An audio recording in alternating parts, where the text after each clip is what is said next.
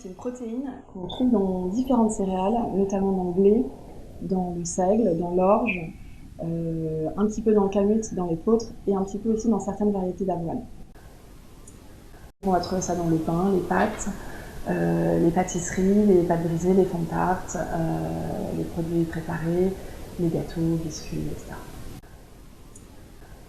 C'est 1% de la population, ce qui représente quand même 600 000 personnes en France, ce qui est quand même assez important.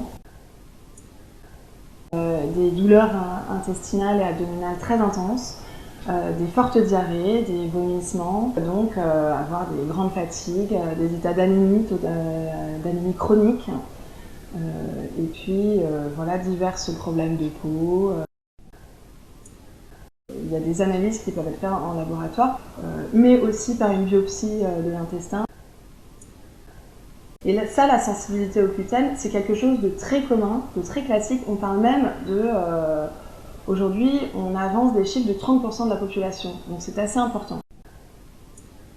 C'est tout simplement de l'arrêter, de faire un test, de s'arrêter pendant 3 semaines, d'arrêter de manger du gluten. Et là, on observe. Est-ce qu'il y a une amélioration des symptômes ? Je ne pense pas du tout que ce soit un effet de mode, je pense plutôt que c'est une prise de conscience.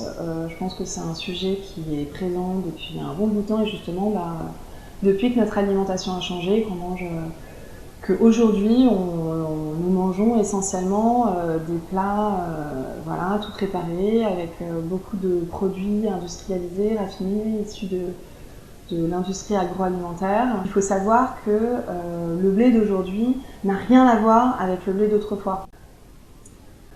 Dans les cas d'intolérance au gluten, dans les cas de maladie cœliaque, il n'y a pas de solution, il faut arrêter le gluten et enlever complètement de l'alimentation. Dans les cas de sensibilité au gluten, ce qu'il faut faire aussi, il faut passer par une période où on arrête le gluten. On l'enlève totalement de son alimentation, de manière à laisser un temps à l'organisme pour se remettre, pour pouvoir, après, petit à petit, réintroduire le gluten.